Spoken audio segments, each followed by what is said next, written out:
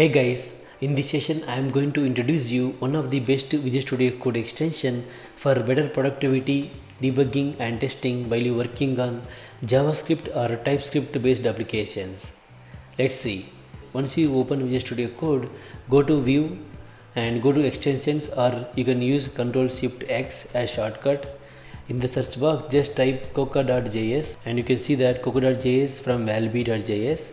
Runtime values are updated and displayed in your IDE next to your code as you type. Now just install it, and once you install it just close this one. Let's make a mistake purposefully while declaring a variable. So const channel equal to, and here you can see that as soon as we type, a error message is displayed. Const is not defined. Even in the output window we can see that syntax error unexpected token at line number 1. So it should be const. As soon as we correct it, error message will disappear.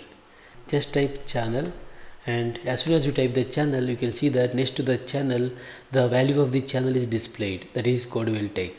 Now let us create an object called person.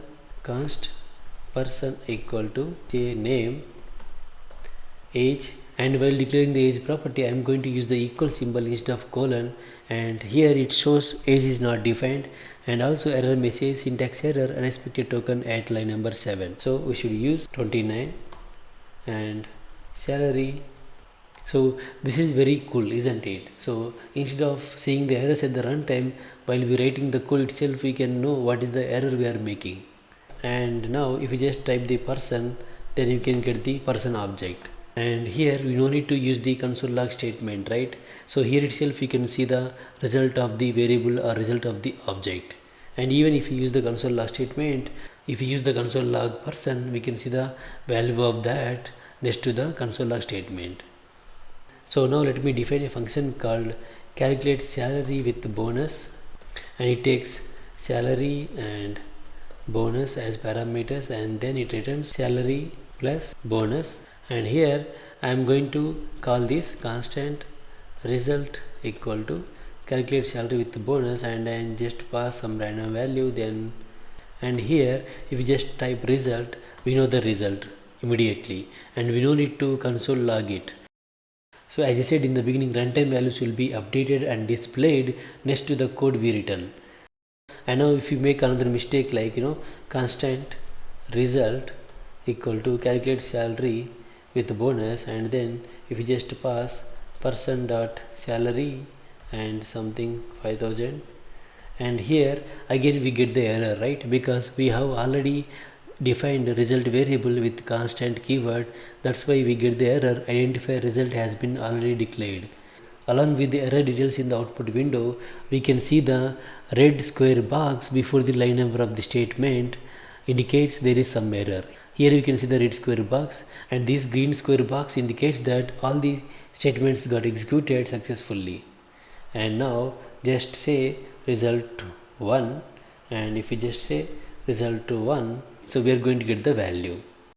And now let's say you have array of JSON data and you want to preview the data or you want to see the data.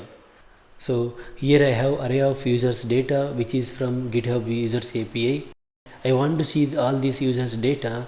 Then what we can do, we can just go and type users, and as soon as you type users it shows all the data, but here we can't see all the data, right? Just mouse over on these 3 dots, then we can see all the data, and this data is also available inside the output window. So just move up and here you can see that all the data, and here you have the option to reveal in value explorer. If you click on it, in left side you can see that all the data is there.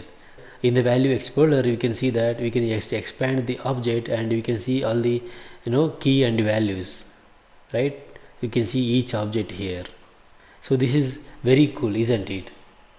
And as I said in the beginning, coca.js is very useful for debugging and testing purpose. Let's say you have a function called debug function and you have a variable called course defined inside that with value JavaScript. So when you execute this function, we know that it just print the course name and also it will print this line executed statement, because we don't have any error as of now. So just go and call that debug function and then we can see that JavaScript is displayed here, and also this line executed here, and even these green square boxes indicates that these lines are got executed successfully, and this faded color or gray color box indicates that the console log statement from the catch block is not executed. Now let us introduce a error by removing this course variable. So remove it, and now we can see that as soon as we remove it, we can see a reference error, course is not defined.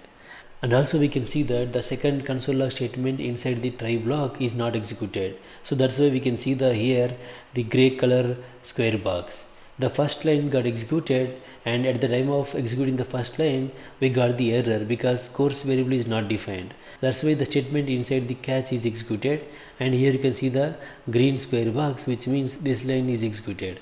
And inside the output window we can see that reference error, course is not defined.